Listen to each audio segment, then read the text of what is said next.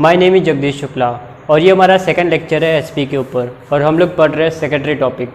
तो first lecture में मैंने सेक्रेटरी का ओरिजिन देखा था, उसका मीनिंग देखा था, डेफिनेशंस इतने इंपॉर्टेंट नहीं है तो हमने स्किप कर दिए थे। फिर फीचर्स और इम्पोर्टेंस देखा था। तो आज हम टाइप्स ऑफ सेक्रेटरी से स्टार्ट करने वाली है। तो चलिए स्टार्ट करते हैं।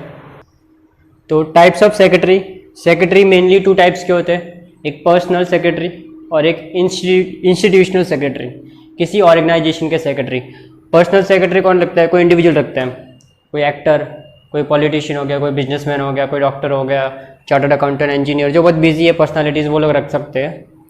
इंस्टीट्यूशनल कोई कंपनी रख सकती है, एनजीओज हो गए, गवर्नमेंट डिपार्टमेंट हो गए, तो जो बेसिकली या कोई कॉर्पोरेट सोसाइटीज़ हो गई, तो जो ऑर्गेनाइजेशंस रखते हैं ना, इंस्टीट्यूशन जो रखते हैं ना, उसको बोलते हैं इंस्टीट्यूशनल सेक्रेटरी।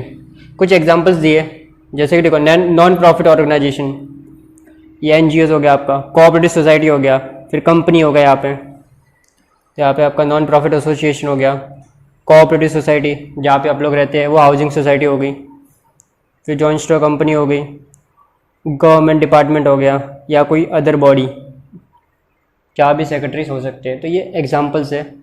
तो चलिए अभी स्टार्ट करते हैं आगे। तो पर्सनल सेक्रेटरी क्या होता है कि वो सेक्रेटरी जिसका अपॉइंटमेंट कौन करता है? कोई पर्सन करता है। पर्सन मतलब कोई इंडिविजुअल करता है। बिजी पर्सनालिटीज होती है ना, वो इसका अपॉइंटमेंट करती है। इसको पीए भी बोलते हैं, पर्सनल असिस्टेंट या प्राइवेट असिस्टेंट भी बोलते हैं, कि ये बोलते हैं ना ये हमारा पीए है। तो फर्स्ट पैरा में यही इंपॉर्टेंट है कि पर्सनल असिस्टेंट होता है, अपॉइंट कौन करता है उसको? Busy individuals. उसमें कुछ एग्जाम्पल्स दिए, इंडस्ट्रियलिस्ट हो सकता है, बिजनेसमैन हो सकता है, कोई प्रोफेशनल्स हो सकते हैं, डॉक्टर, सीए, लॉयर्स, वो सब इसमें आ गए। अपॉइंटमेंट कौन करता है? ऑलरेडी पॉइंट यहाँ पे कवर्ड हो गया अपना, ये लोग अपॉइंट करते हैं ना इसको, बिजी इंडिविजुअल्स। कुछ एग्जांपल्स है, डॉक्टर्स है, प्रोफेशनल्स, लॉयर्स है, इंजीनियर्स है, सीए है, एक्टर, पॉलिटिशियंस है, लीडर्स है, मिनिस्टर्स है, एट्सेट्रा। बहुत सारे एग्जाम्पल्स हो सकते हैं। उनकी क्वालिफिकेशन क्या होनी चाहिए? ऐसा कुछ कंपलसरी कोई फिक्स क्वालिफिकेशन तो मेंशन नहीं कर सकते कि ये इंसान को ये क्वालिफिकेशन होना चाहिए, बट वो डिपेंड करता है एम्प्लॉयर की जॉब के ऊपर कि एम्प्लॉयर की जॉब के हिसाब से उसको क्या क्वालिफिकेशन पोजेस करनी चाहिए। लेकिन जो बेसिक क्वालिफिकेशंस वो होनी चाहिए, जैसे कि कंप्यूटर का थोड़ा बहुत नॉलेज होना चाहिए, लैंग्वेज का नॉलेज होना चाहिए उसको, जहाँ पे भी है क्लाइंट के साथ कैसे डील करना है उसको, लैंग्वेज का प्रॉपर करस्पॉन्डेंस का लेटर लिखने का नॉलेज होना चाहिए, और फिर उसका और नॉर्मली जो उसको पढ़ने लिखना आना चाहिए बेसिकली। तो कोई स्पेसिफिक क्वालिफिकेशन नहीं है, लेकिन ये ग्रेजुएशन हो तो अच्छा है। ग्रेजुएशन मतलब 15th या बैचलर्स डिग्री होती है ना, बैचलर्स डिग्री, वो आपकी यहाँ पे आ जाएगी। गुड कमांड ओवर लैंग्वेज अच्छी आनी चाहिए, जो भी है, हिंदी, इंग्लिश। कंप्यूटर का बेसिक नॉलेज है, इंटरनेट का नॉलेज है, और क्वालिफिकेशन डिपेंड करती है एम्प्लॉयमेंट के ऊपर कि वो कहाँ पे जॉब कर रहा है। नेक्स्ट देखते हैं इंस्टीट्यूशनल सेक्रेटरी। तो what is institutional secretary? Institutional secretary क्या होगा? जो इंस्टीट्यूशन अपॉइंट करता है वो इंस्टीट्यूशनल सेक्रेटरी, या ऑर्गेनाइजेशन जिसने अपॉइंट किया सेक्रेटरी, तो इसको बोलते हैं institutional secretary, which is appointed by an institution और ऑर्गेनाइजेशन। तो फर्स्ट पार्ट हमारा था नॉन प्रॉफिट एसोसिएशन का सेक्रेटरी। अभी नॉन प्रॉफिट एसोसिएशन क्या होता है? ऐसा जो बिजनेस जिसका एम क्या, प्रॉफिट कमाना नहीं है, जो किसी आर्ट, कल्चर, साइंस या ट्रेडिशन, स्पोर्ट्स, डांस, किसी को प्रमोट करता है वो, या स्पोर्ट्स हो गया आपका, वेलफेयर, लोगों के वेलफेयर के लिए काम करता है, तो इसका मेन एम प्रॉफिट कमाना नहीं होता। यहाँ पे इसका मीनिंग दिया है, कुछ एग्जांपल्स भी दिए। ये सोशल एजुकेशन को प्रमोट करने के लिए, कल्चर को, आर्ट को, स्पोर्ट्स को। इसका इंटेंशन क्या है? सर्विस प्रोवाइड करना, नॉट टू अर्न प्रॉफिट। इसके नाम में ये नॉन प्रॉफिट है।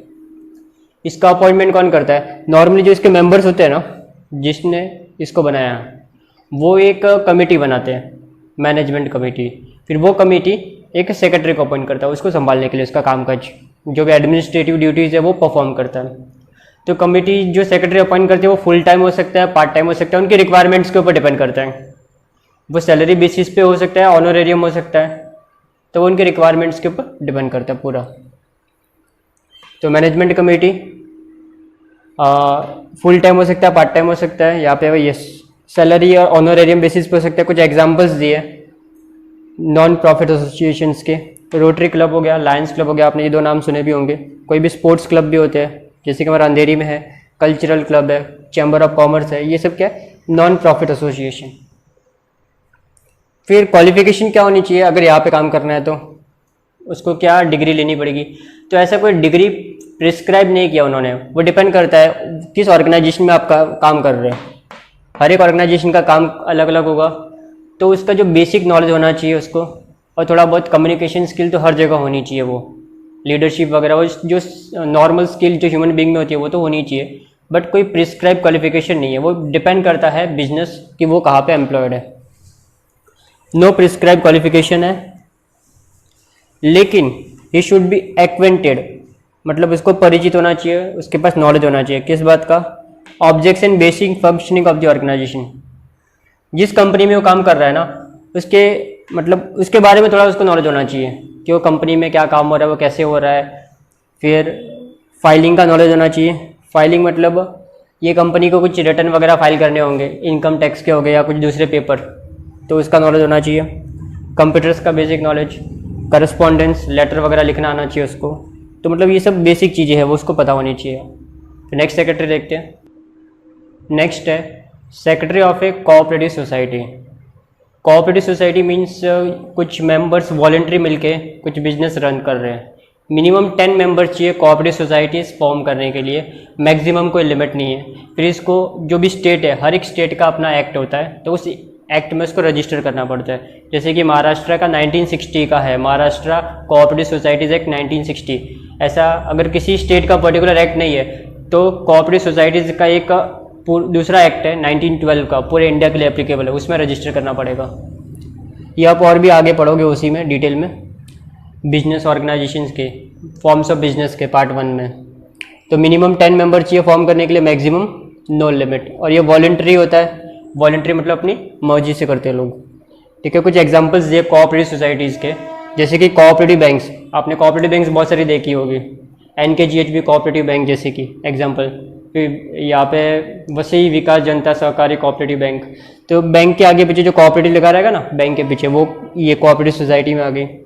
कोऑपरेटिव क्रेडिट सोसाइटी होती है, कोऑपरेटिव स्टोर्स होती है, कोऑपरेटिव हाउसिंग सोसाइटी जहाँ पे आप रह रहे हैं, तो ये सब कोऑपरेटिव सोसाइटीज़ में आ गए। तो वहाँ का जो सेक्रेटरी होता है वो कैसे अपॉइंट होता है वो देखते हैं। जैसे कि आपके घर की बात कर रहा हूँ, जो आप जिस बिल्डिंग में रहते होगे वो मे भी कोऑपरेटिव सोसाइटी होगी, रजिस्टर्ड भी होगी, उसके पीछे LTD लिखा रहेगा। हर एक कोऑपरेटिव सोसाइटी को रजिस्ट्रेशन कंपलसरी होता है, तो इसके पीछे LTD लिखा रहेगा, लिमिटेड होगा, उसका एक रजिस्ट्रेशन नंबर भी होगा आपका। तो वो कोऑपरेटिव सोसाइटी में एक कमेटी होगी जो उसको सोसाइटी का काम संभालती है, उसको बोलते हैं मैनेजिंग कमेटी या मैनेजमेंट की कमेटी। तो उस मैनेजिंग कमेटी में से कोई एक इंसान सेक्रेटरी बन जाता है, और वो सेक्रेटरी क्या करता है, कमेटी में से कोई सब लोग उसको वोट देते हैं सेक्रेटरी को, और वो सेक्रेटरी बनता है और फिर वो सोसाइटी के लिए काम करता है। नॉर्मली कोऑपरेटिव सोसाइटीज या कोई दूसरे जो छोटे मोटे ऑर्गेनाइजेशन है ना, उसमें जो सेक्रेटरी होता है ना उसको पे नहीं करते, वो ऑनररी बेसिस पे काम करता है, मतलब फ्री में काम करता है। अगर बहुत बड़ा ऑर्गेनाइजेशन है तो वहाँ पे सेक्रेटरी फुल टाइम हो सकता है, उसको सैलरी भी देती है। तो इसके लिए कोई प्रिस्क्राइब क्वालिफिकेशन भी नहीं है। ठीक है, ये देख लेते हैं इसमें क्या क्या दिया हुआ। मेंबर्स इलेक्ट करते हैं, इलेक्ट करते हैं मतलब वोटिंग के थ्रू चूज करते हैं अपने रिप्रेजेंटेटिव को, मतलब जो उनके बिहाफ पे काम करेगा। मैनेजमेंट कमेटी में से किसी एक को खड़ा कर देते हैं और वो उसको क्या बना देते हैं, सेक्रेटरी। और वो नॉर्मली फ्री में काम करता है, ऑनररी बेसिस पे काम करता है फ्री में।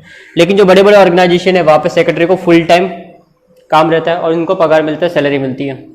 क्वालिफिकेशन कोई प्रिस्क्राइब क्वालिफिकेशन नहीं है, बट एक नॉर्मल क्वालिफिकेशन होनी चाहिए, नॉर्मली बैचलर्स। और जो सोसाइटी का है ना, ये सोसाइटी में रजिस्टर होता है, तो सोसाइटी जो एक्ट है ना उसके हिसाब से कुछ रूल्स फॉलो करने होते हैं। तो सोसाइटीज़ के ना बायलॉज पता होने चाहिए उसको, ये एक्ट का नॉलेज होना चाहिए थोड़ा बहुत कि सोसाइटीज़ एक्ट में क्या लिखा हुआ है, उनको कौन कौन से रिटर्न सबमिट करने होंगे, उनके सोसाइटीज़ में मीटिंग बुलानी, मीटिंग बुला के एक मिनट्स बुक होती है वो मेंटेन करना, उस पर साइन करना, तो वो सारे काम उसको प्रॉपर करने हैं सेक्रेटरी को। ठीक है, फिर नेक्स्ट देखते हैं secretary of a joint stock. तो नेक्स्ट है जॉइंट स्टॉक कंपनी, या हम इसको सिंपली कंपनी समझ, जिसकी कंपनी की बात कर रहे हैं। तो कंपनी क्या होती है सबसे पहले वो देखते हैं। कंपनी मतलब ऐसा बिजनेस जो कंपनीज एक्ट 13 या उसके पहले के एक्ट में रजिस्टर्ड है, मतलब जिस बिजनेस ने अपने आप को एज ए कंपनी बोला है वो कंपनी में रजिस्टर्ड है। तो कंपनी बनाने के लिए क्या चाहिए मैं आपको डिटेल में बता देता हूँ कि अगर प्राइवेट कंपनी बनानी है, आपको फॉर्म करनी है, तो आपको मिनिमम 7 लोग चाहिए, 7 मेंबर चाहिए। और पब्लिक कंपनी प्राइवेट कंपनी बनानी है तो 2 लोग चाहिए। और 1 पर्सन कंपनी बनानी है तो नाम में ये इसके 1 पर्सन कंपनी, तो 1 लोग चाहिए। तो कंपनी ऐसे हम फॉर्म कर सकते हैं। तो इस कंपनी को संभालने के लिए जिसको रखा है, कंपनी का सारा काम देखने के लिए, वो कंपनी सेक्रेटरी हो जाता है। अब इसको क्वालिफिकेशन चाहिए, वो आगे हम देखेंगे इसको क्या क्वालिफिकेशन चाहिए। तो ये जो ऑर्गेनाइजेशन होता है, ये लार्ज स्केल ऑर्गेनाइजेशन होता है, बहुत बड़ा ऑर्गेनाइजेशन होता है। आप कोई भी कंपनी को उठा के देख लो, उसके बैलेंस शीट में जो कैपिटल होगा आपको करोड़ों रुपए में देखने को मिलेगा। तो ये बहुत बड़ा ऑर्गेनाइजेशन होता है। और जो सेक्रेटरी होता है ना, इसका एक मेन ऑफिसर होता है, की मैनेजरियल पर्सोनल के अंडर आता है। वो बोर्ड ऑफ डायरेक्टर्स के जस्ट नीचे आता है। तो बोर्ड ऑफ डायरेक्टर्स को एडवाइस देता है, गाइड देता है, उनको पॉलिसी मैटर्स में हेल्प करता है। ठीक है, तो अभी हम देखते हैं उसकी क्वालिफिकेशंस और अपॉइंटमेंट के ऊपर। तो कंपनी सेक्रेटरीज का अपॉइंटमेंट कौन करता है? नॉर्मली कंपनीज में जो मेंबर्स होते हैं ना, शेयर होल्डर्स, वो लोग अपने कंपनी को मैनेज करने के लिए किसी को अपॉइंट करते हैं।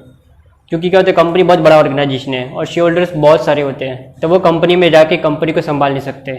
तो वो लोग किसी और को बोलते हैं, मतलब किसी और को इलेक्ट करते हैं, किसी और को चूज़ करते हैं कि वो उनके बिहाफ पे कंपनी संभालेगा। उनको बोलते हैं डायरेक्टर्स। तो शेयर होल्डर्स ना वोटिंग करते हैं, उनकी मीटिंग होती है। अब ये सब कैसे होता है वो आगे हम पढ़ेंगे कंपनी मीटिंग्स में। तो वो डायरेक्टर्स अपॉइंट करते हैं। फिर जितनी, एक डायरेक्टर नहीं होता कंपनी में, बहुत सारे होते हैं, 2 या 3 होते हैं कम से कम। पब्लिक कंपनी में 3 होते हैं, प्राइवेट कंपनी में 2 होने चाहिए। तो वो लोग मिलके उन तीनों को कलेक्टिवली एक साथ बोलेंगे बोर्ड ऑफ डायरेक्टर्स।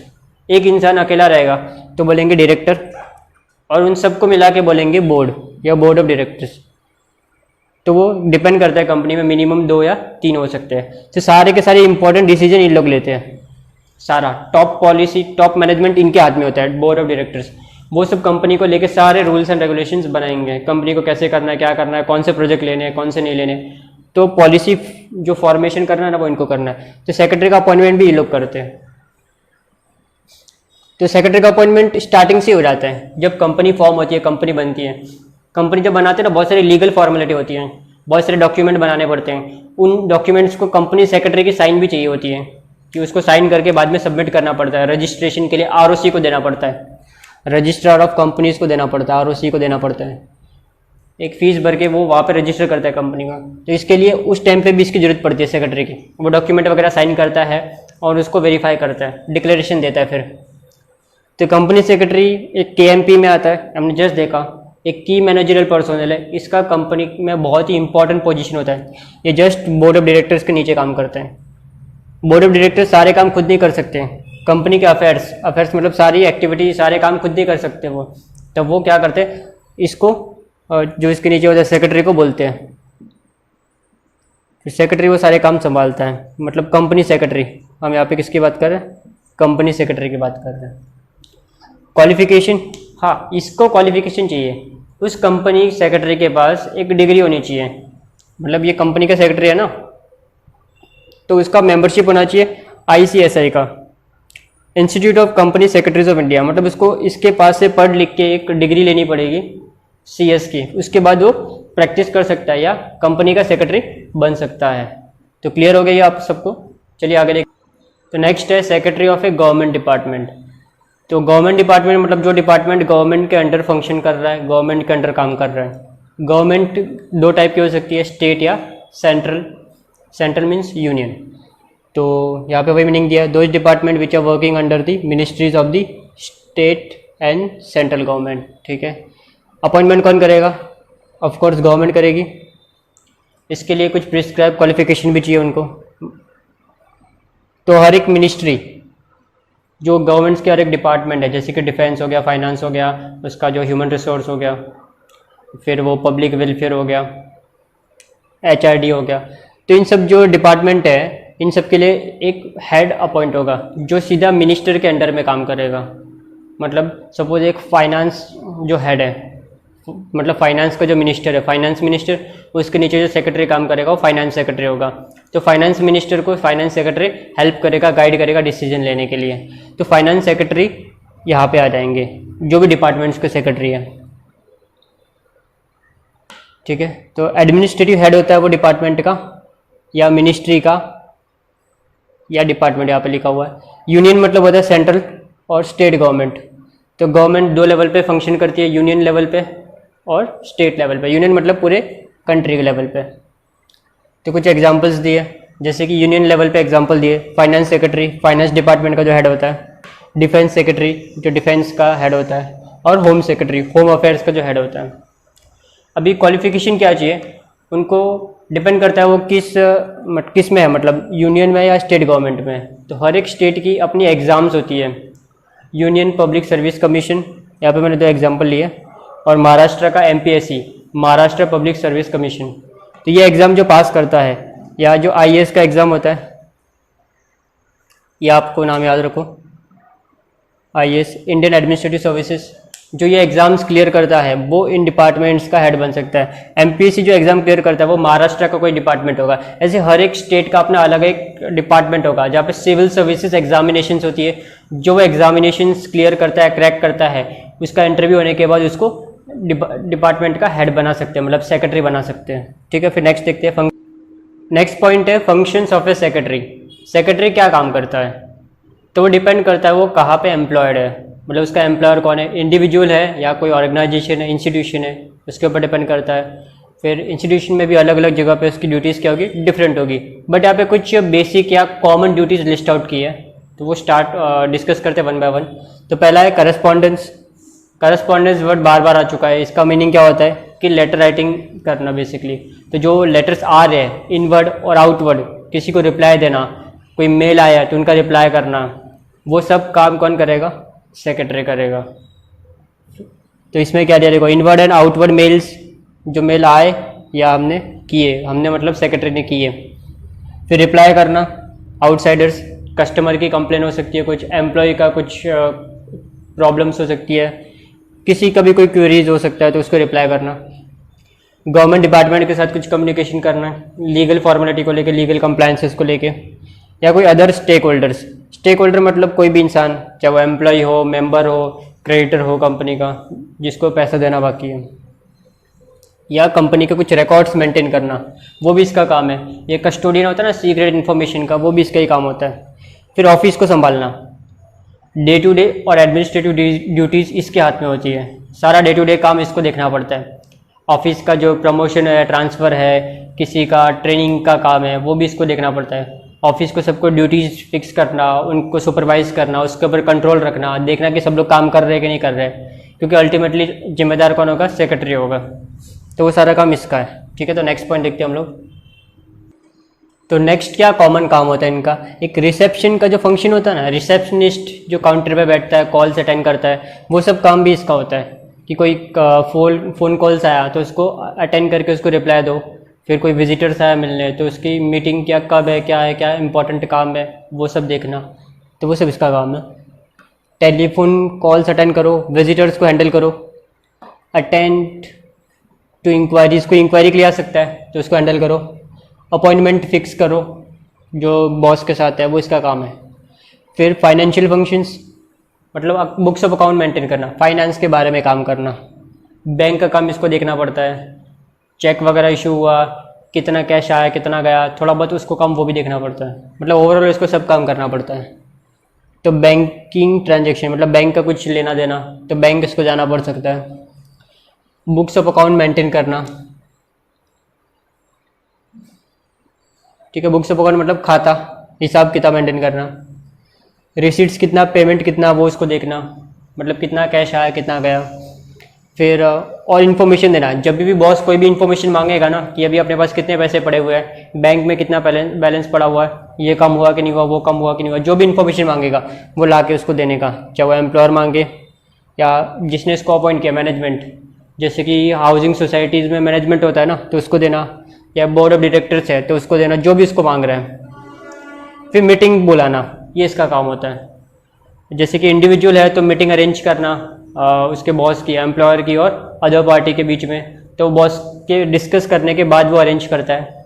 फिर कंपनी की मीटिंग बुलाना, तो कंपनी में अलग अलग मीटिंग होती है, जैसे कि जनरल मीटिंग होती है, वो शेयर होल्डर की होती है, फिर बोर्ड मीटिंग होती है, डायरेक्टर्स की मीटिंग होती है, फिर जो मैनेजिंग कमेटी होती है उसकी मीटिंग होती है, फिर किसी और दूसरी पार्टी की मीटिंग हो सकती है, क्लास मीटिंग बोलते हैं उसको, ये सब आप डिटेल में पढ़ोगे मिनट्स ये मीटिंग चैप्टर में।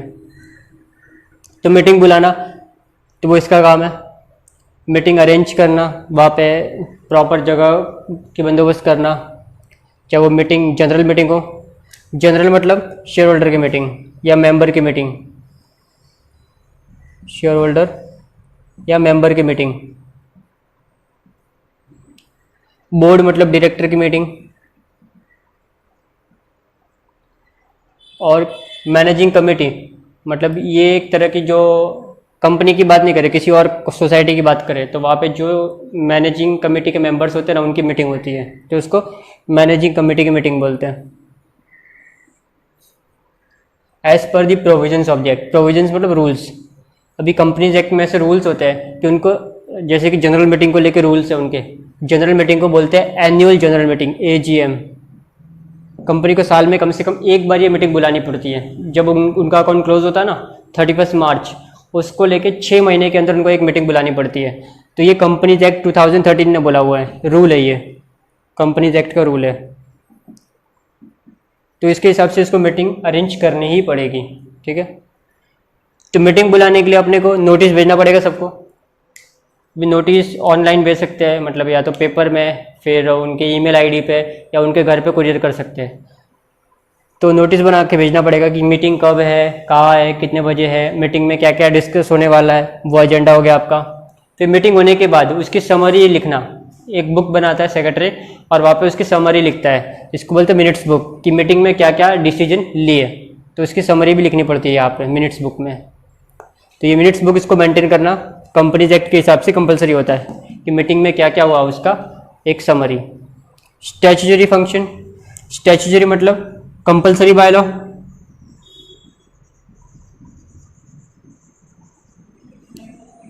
ऐसा काम जो बाय लॉ करना पड़ेगा, जो लॉ ने बोला हुआ है, वो statutory function. To comply with the provisions of the act, provisions मतलब रूल्स। हम पूरा का पूरा कंपनीज एक्ट देखने वाले हैं। अभी सपोज हम कंपनी की बात करें तो कंपनी के लिए कौन सा एक्ट एप्लीकेबल है, कंपनीज एक्ट 13। अगर मैं पार्टनरशिप की बात करूं तो इंडियन पार्टनरशिप एक्ट 1932 है। अगर मैं कोऑपरेटिव सोसाइटी की बात करूं तो महाराष्ट्र में महाराष्ट्र कोऑपरेटिव सोसाइटीज एक्ट 1960 है। ऐसे हर एक बिजनेस के लिए ना अलग अलग एक्ट बने हुए हैं, तो उन एक्ट को फॉलो करना पड़ेगा। इसके अलावा कुछ जनरल एक्ट है, जैसे कि इनकम टैक्स एक्ट। अपने को इनकम टैक्स के एक्ट के हिसाब से अपने को टैक्स भरना पड़ेगा ना, हर एक को टैक्स भरना पड़ता है। स्टैम्प ड्यूटी भरनी पड़ती है, तो स्टैम्प एक्ट को फॉलो करना पड़ेगा। फिर जब भी दुकान खोलते हैं, ऑफिस खोलते हैं, तो इसका एक सर्टिफिकेट, लाइसेंस लेना पड़ता है, शॉप्स एस्टैब्लिशमेंट सर्टिफिकेट, तो वो यहाँ पे मिलेगा अपने को। जैसे कि महाराष्ट्र का है बॉम्बे शॉप्स एस्टैब्लिशमेंट। फिर GST भरना पड़ता है, तो GST एक्ट फॉलो करना पड़ेगा जो 2017 का है। ऐसे बहुत सारे एक्ट है जो उसके लिए एप्लीकेबल है, तो वो एक्ट फॉलो करने पड़ेंगे। फिर नेक्स्ट है assistant in formulating policies. Assist करना मतलब हेल्प करना, फॉर्मुलेटिंग करना मतलब प्रिपेयर करना, बनाना, मतलब प्रिपेयर करो या बनाओ। पॉलिसीज मतलब प्लान्स।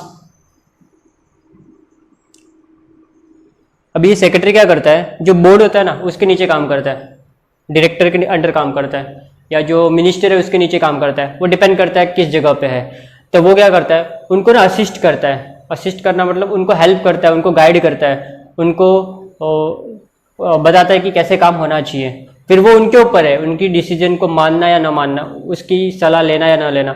बट वो एक्सपर्ट एडवाइस उनको देता है और वो उसको कंसिडर करके एक अच्छा डिसीजन ले सकते हैं, ठीक है।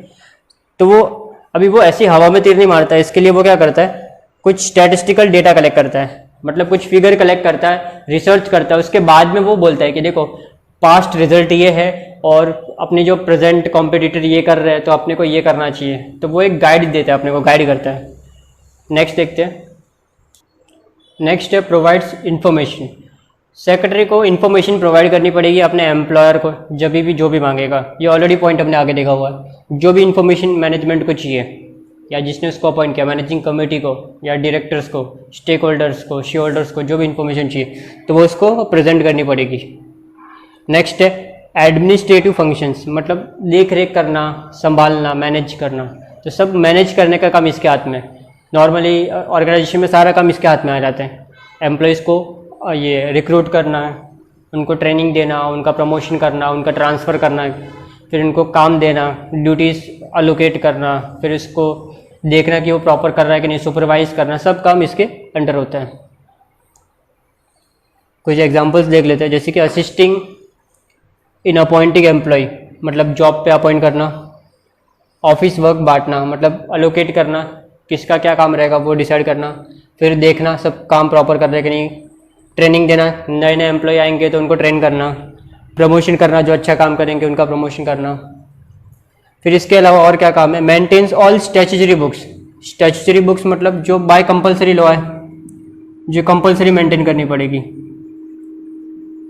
कुछ एग्जांपल दो, जैसे कि मिनट्स बुक मेंटेन करनी पड़ेगी कि मीटिंग में क्या हुआ उसका लिखना पड़ेगा। रजिस्टर मेंटेन करने पड़ेंगे, अटेंडेंस के, मेंबर के, चार्जेस के, डिबेंचर होल्डर के। बहुत सारे रिटर्न्स मेंटेन करने पड़ते हैं। 8 साल तक बुक्स ऑफ अकाउंट मेंटेन करनी पड़ती है, ये लॉ ने बोला हुआ है। तो ये स्टैट्यूटरी बुक्स उसको मेंटेन करनी है सेक्रेटरी को, ये सेक्रेटरी के हाथ में होगा सब काम। तो चलिए मिलते हैं फिर नेक्स्ट लेक्चर में। Thank you for watching.